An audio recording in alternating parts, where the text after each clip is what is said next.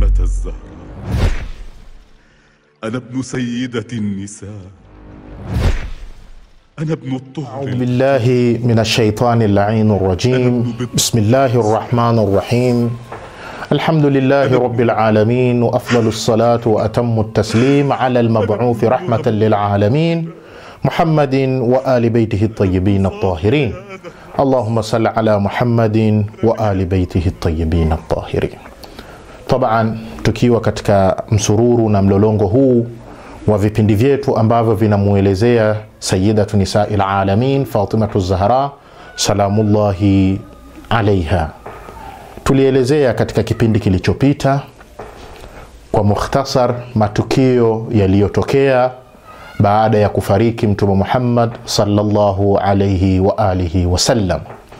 Ni kadhaya zipi ambazo zilitokea na ni mambo gani ambayo yalitokea. Taban, ilikuwa ni kwa mukhtasar kwa sababu si munasaba wake ambao ulikuwa ni makhsusi katika hili.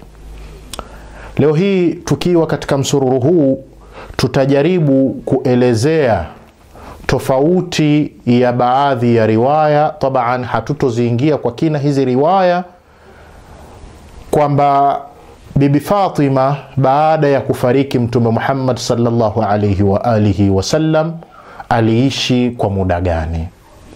Na hapa pana ikhtilafu, na ikhtilafu hii ya huu muda alioishi Bibi Fatima ni kutokana na ikhtilafu ya riwayati ambazo zimepokewa. Kama utakuwa ni mwenye kufuatilia vipindi vyetu, nafikiri tulilizungumza hili kwa kina katika moja ya minasabati ambayo tulikuwa tukimuelezea Bibi Fatima, na tukaziashiria zile riwaya na ni riwaya ipi ambayo tuliashiria kwamba kwa mtazamo wetu tulikuwa tunaiona kwamba ni munasibu na ni sahihi zaidi.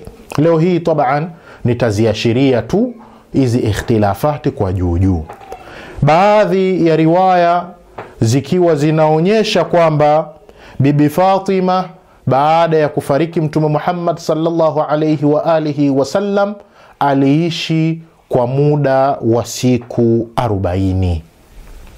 Na kwa mujibu wa riwaya hizi ni kwamba shahada yake ilikuwa ni tarehe 8 Rabiul Akhir. Hii ni taifa au ni kundi la riwaya. Kundi jingine la riwaya lilikuwa linaonyesha kwamba Bibi Fatima baada ya kufariki Mtume Muhammad sallallahu alayhi wa alihi wasallam aliishi kwa muda wa siku 75. Taban, kwa mujibu wa taifa hii ya riwaya tunaona kwamba shahada yake ilikuwa ni tarehe 13 Jumada al-Ula. Na kundi jingine la tatu la riwaya linaonyesha kwamba Bibi Fatima binti wa Mtume Muhammad sallallahu alayhi wa alihi wasallam aliishi baada ya kufariki baba yake kipenzi siku 95. Na kwa mujibu wa kundi hili la riwaya tunaona kwamba Bibi Fatima aliishi tarehe ya shahada yake ni sawasawa na tarehe 3 Jumada athania. Taban, tukichukua riwaya zote hizi tunaona kwamba Bibi Fatima baada ya kuondoka kipenzi wake baba yake mpendwa Mtume Muhammad sallallahu alayhi wa alihi wasallam ni muda mchache sana ambao aliishi katika huu ulimwengu. Sababu ni nini? Na je, alifariki akiwa yupo katika hali gani? Na ni kwa nini ilikuwa iko hivyo? Mimi na wewe tujiulize, ni kwa nini mpaka leo hii hatujui ni wapi ambapo amezikwa binti pekee wa Mtume Muhammad sallallahu alayhi wa alihi wasallam. Hapa niliposema pekee, najua kuna wengine watatia ishkalat. Taban, bahthi yake inakuja. Ni kwa nini hatufahamu ni wapi binti wa Mtume Muhammad sallallahu alayhi wa alihi wasallam amezikwa? Baadhi ya riwaya zinatuonyesha kwamba alifariki binti wa Mtume Muhammad Fatimatu Zahra alipata shahada akiwa kuna baadhi ya watu ambao ni masahaba hasemizani nao. Ni kwa nini mpaka yote yanatokea katika nyumba na familia ya Mtume Muhammad sallallahu alaihi wa alihi wasallam? Hili ni jambo ambalo mimi na wewe yatupasa tuziulize akili zetu na tuzipe mchakato wa kuchakatua hili jambo akili zetu, kwa sababu akili lazima ipewe kipaumbele katika haya mambo. Tusijaribu kwenda kibubusa tu. Usiwe ni mwenye kukamatiwa hadi akili, hadi kufikiria. Mwanadamu anaambiwa si la kal ajmawat, mwanadamu si kama mnyama. Kwa sababu gani? Ya quwwatu tafakkur. Mwanadamu ana akili, akili aliyopewa. Mwanadamu anaweza kudiriki maalum kutoka katika majuhul, kwamba kile kitu asichokuwa anakifahamu anao uwezo wa kufanya mchakato mpaka akakifahamu. Mwanadamu ana uwezo wa kupambanua haki ni hipi na batili ni hipi. Ni kwa nini mpaka leo tunakuwa tunashikwa akili zetu? Unaenda unasoma kitu katika historia, unasoma mwanzo mpaka mwisho. Ukishafika mwisho unaambiwa wama jara baina sahabi naskutu anhu, yaliyopita kwa masahaba tuyanyamazishie. Sio aya, sio hadithi, wala sio ni maneno tu ya mtu binafsi ameandika. Na wewe chashmu, shu hadha? Ma huwa hadha? Hiki ni kitu gani? Ni lazima tuipe akili yetu nafasi, tuweze kuchakata mambo yaliyojiri katika historia. Ni lazima unapofundishwa na mwalimu wako umueleze ni kwa nini hili swala limetokea hivi. Ni kwa nini Mwenyezi Mungu katika Qur'ani anawaambia wake wa Mtume Muhammad, waqarna fi buyutikun, kaeni katika majumba yenu. Alafu ni kwa nini leo hii tunaporejea katika vitabu vya historia tunakuta kwamba kuna vita ambavyo vilikuwa ni maarufu kama vita vya ngamia, Ghazwatu Jamal?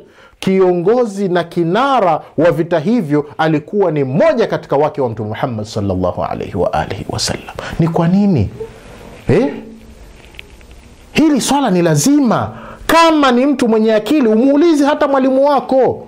Muulize ustadhi, kwa nini ustadhi, ni kwa nini hili swala liko hivi?